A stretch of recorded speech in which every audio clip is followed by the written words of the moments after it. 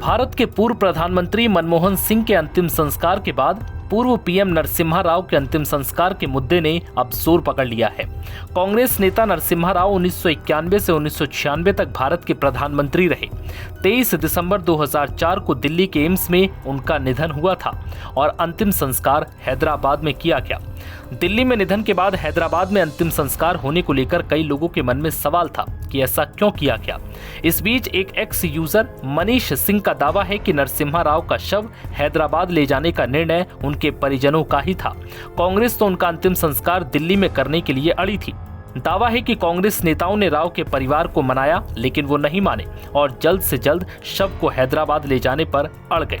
फिर अचानक उन्होंने कहा कि शव को कांग्रेस मुख्यालय में कुछ देर रखा जाएगा, लेकिन व्यवस्था किए जाने से पहले ही राव के परिजन शव लेकर कांग्रेस मुख्यालय पहुंच गए। स्वाभाविक है कि ताला खुलने में देरी हुई। इस बात से नाराज होकर वो तुरंत गाड़ी लेकर एयरपोर्ट चले गए। दावा यह भी है कि हैदराबाद में अंतिम संस्कार के समय बारिश हो गई और अधजली लाश को कुत्ते नोचते पाए गए। अब सवाल यह है कि क्या नरसिम्हा राव को लेकर सोशल मीडिया पर किया जा रहा दावा सच है? जब सजग की टीम ने इस दावे की पड़ताल की तो पता चला कि विनय सीतापति की प्रसिद्ध पुस्तक हाफ लॉयन में नरसिम्हा राव के अंतिम संस्कार को लेकर पूरा वाकया विस्तार से बताया गया है। फर्स्ट पोस्ट ने इस पुस्तक का वो अंश प्रकाशित किया है। इसमें लिखा है कि गृह मंत्री शिवराज पाटिल ने राव के सबसे छोटे बेटे प्रभाकर को सुझाव दिया कि शव का अंतिम संस्कार हैदराबाद में किया जाना चाहिए, लेकिन परिवार ने दिल्ली को प्राथमिकता दी। पार्टी अध्यक्ष सोनिया गांधी के एक और सहयोगी गुलाम नबी आजाद पहुंचे। उन्होंने भी परिवार से शव को हैदराबाद ले जाने का अनुरोध किया। जब राव का शव कांग्रेस मुख्यालय 24 अकबर रोड पहुंचा तो प्रवेश द्वार बंद था। मनमोहन सिंह से पूछा गया राव के शव को कांग्रेस मुख्यालय में क्यों नहीं जाने दिया गया, तो उन्होंने जवाब दिया उन्हें इस बारे में कोई जानकारी नहीं है। पुस्तक में दावा है कि एक और कांग्रेसी नेता ने इस पर खुलकर बात की।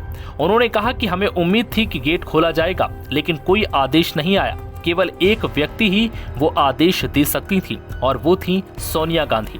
सेना की गाड़ी मुख्यालय के बाहर करीब 30 मिनट तक इंतजार करती रही और फिर हवाई अड्डे की ओर बढ़ गई। प्रधानमंत्री मनमोहन सिंह, जो राव के मंत्रिमंडल में वित्त मंत्री थे, कथित तौर पर राव की मृत्यु के बाद उनके साथ किए गए व्यवहार से नाखुश थे।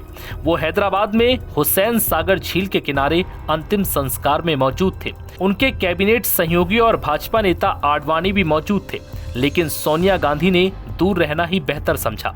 किताब में दावा है कि जब कुछ घंटे बाद गणमान्य लोग चले गए और बाद में बारिश की वजह से शव अधजला रह गया और बाद में आवारा कुत्ते अंतिम संस्कार की चिता को खींच रहे थे। सजग की पड़ताल में पता चला कि यह दावा सच्चाई के बिल्कुल उलट है।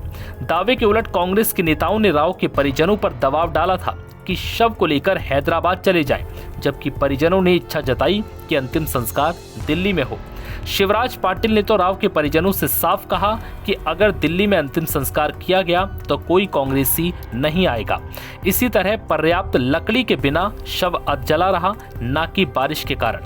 हमारी पड़ताल में ये सारे दावे उलट और बिल्कुल झूठे निकले।